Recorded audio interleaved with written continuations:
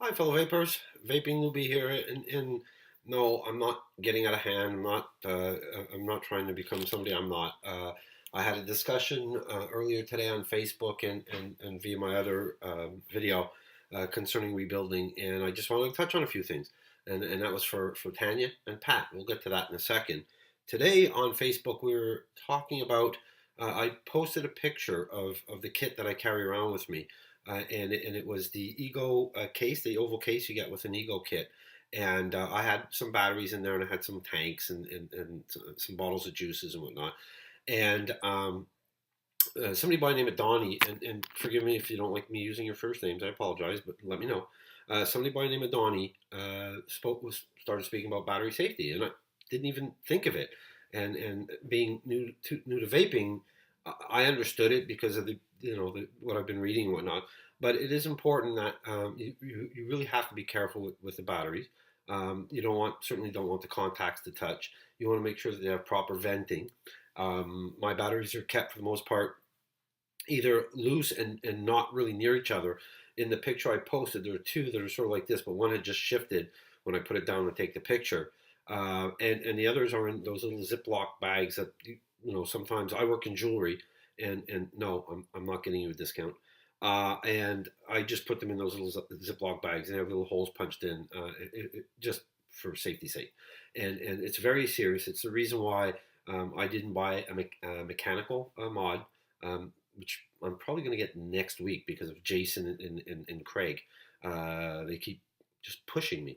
But it seems like something I want to try. So I appreciate it, guys. I'm just obviously just joking around.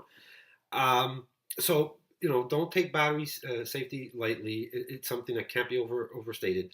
And thanks, Donnie, for pointing that out. And it's something that everybody should be aware of. Tonight was only to answer, and the only reason why I'm here was to answer Tanya and Pat that I've been speaking to on Facebook, and has to do with rebuilding. And no, I'm not going to build a coil here. I have a slight shake, and the eyesight isn't as good, so it takes me a bit longer, and to be perfectly honest with you, I'm a bit embarrassed about it, so I won't build a coil online. I have one that I'm going to show you, but I just wanted to go through a few things.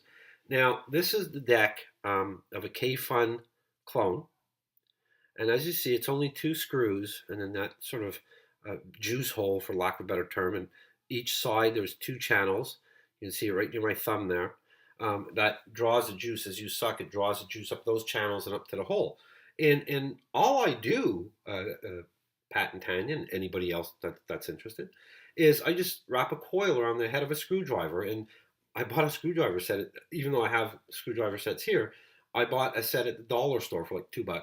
And they had this little metal bar in there, and I just wrap it around that bar. I don't even know the millimeter size. I've never gauged it, but I use that. It works well for me. And today I have, I believe it's a 4 wrap.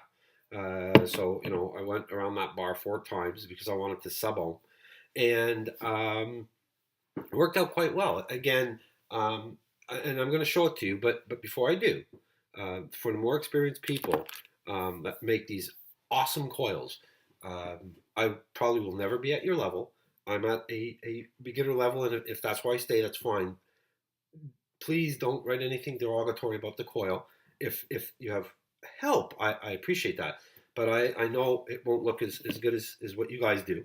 But it really works well for me. And to be fair, that's not really nice because you guys are so supportive. But you never know who comes onto the pages and whatnot. And if they watch it on YouTube, they might, it's not necessary. Okay. But here's my coil. And I got this off of Rip Tripper, and Grim Green was actually the person I tried to follow. Yeah.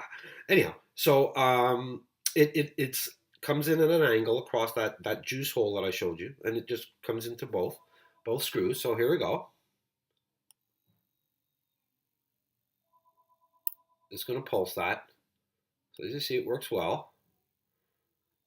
So now I'm going to put in some organic cotton and juice it all up and get that one going. So that'll give me 3. I have obviously this one to build. This one I got from canvapes.com. I have that one to build, and I have a dripper that I want to build after that. So busy, busy, busy.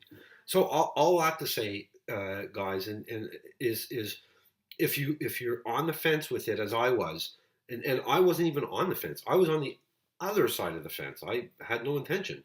But if you are on the fence, really, it takes vaping to a different level. It allows you to have a hobby. Uh, Again, I mentioned that before. You're going to like the taste a lot more than what you're getting on clear misers now. Though in some cases, depending on your wattage and the resistance of your coil, you might go through a bit more juice.